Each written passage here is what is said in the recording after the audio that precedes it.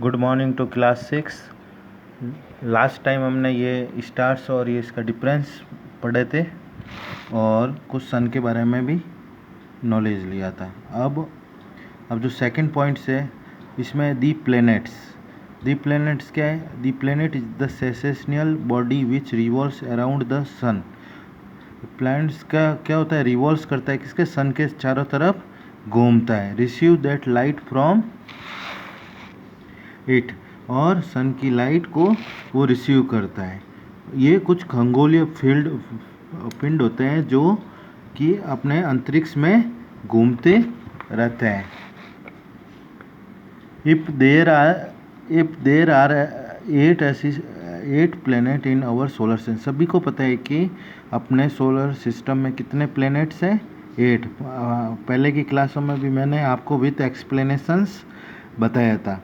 I hope कि सबको समझने में आसानी हो रही होगी। In order to their distance, इसके डिस्टेंस के हिसाब से, साइज और डिस्टेंस के हिसाब से मैंने लास्ट क्लास में भी आपको बताया था।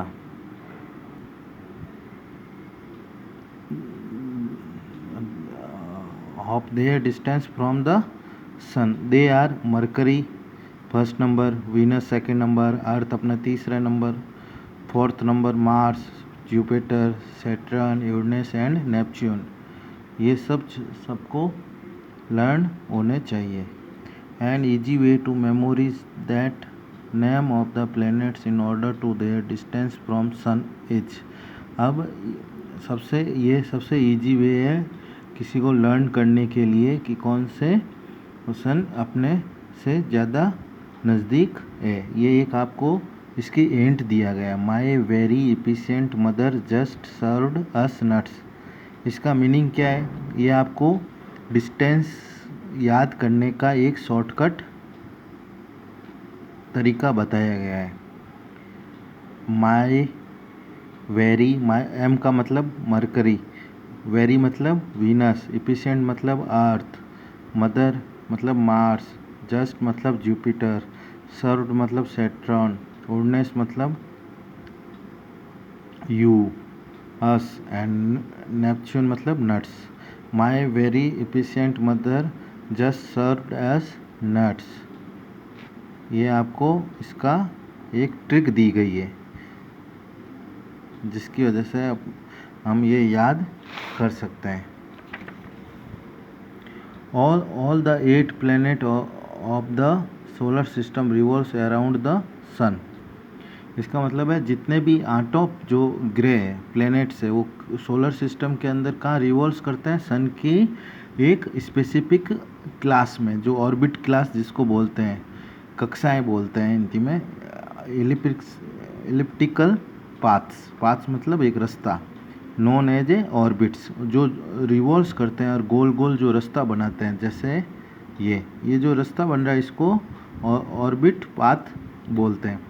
दी planets also rotate on their own axis, और प्लैनेट अपने खुद के एक्सिस पे घूमता है, एक्सेप्ट वीनस एंड यूरेनस। ये 2 प्लैनेट्स अपने एक्सिस पे नहीं घूमते, जबकि अदर सभी प्लैनेट्स अपनी सेम डायरेक्शन पे रिवॉल्व्स करते हैं। यहाँ पे आप देख रहे होंगे सैटर्न एक ऐसा है प्लैनेट है जिस पे एक रिंग भी है जो उसके साथ में घूमती है।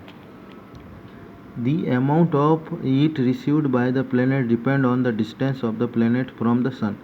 और ये जो इसकी गर्मी है वो किसके ऊपर डिपेंड करेगी? वो उसके डिस्टेंस के ऊपर डिपेंड करेगी। ऑब्वियसली जो पता है जो चीज़ नज़दीक होगी वो ज़्यादा गर्म होगी।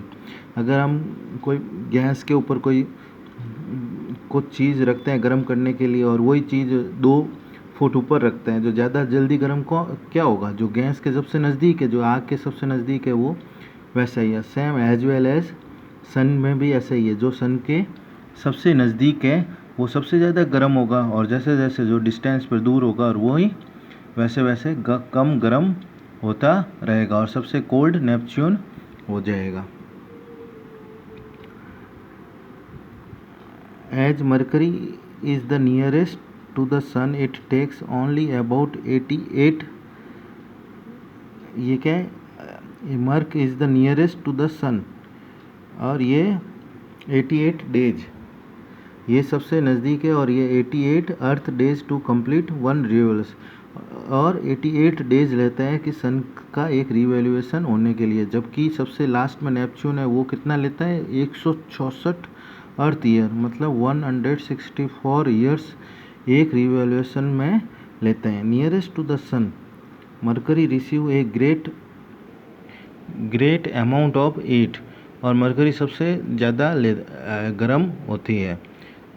फारटेस्ट from the sun Neptune is the coldest planet. अभी जो मैंने आपको बताया, जैसे कि हम आईओप जी की चार्ट में सबने बना लिया होगा, उस चार्ट से पता चल जाता है जो सबसे सन के नज़दीक है वो ज़्यादा गर्म है, और जो सबसे दूर है वो सबसे ठंडा है। The name and symbol of the most of the planets are very ancient, even now astronomers are this symbol of, और ज्योतिष विज्ञान में भी इस ग्रहों का जिक्र किया गया है, जिसकी वजह से हम बोलते हैं कि आपकी कौन सी राशि है और कौन से ग्रह है।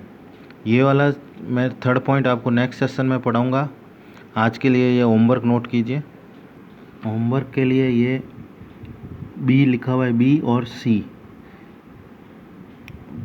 फिल इन द ब्लैंक्स है, ये आपको कंप्लीट करना है। कुछ मेरे छोड़े हुए भी है, ये आपको ट्राई करना है हो जाए तो।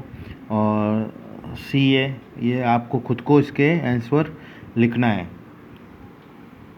ये आंसर आपको खुद को लिखना है, ट्राई करना है आपको करने के।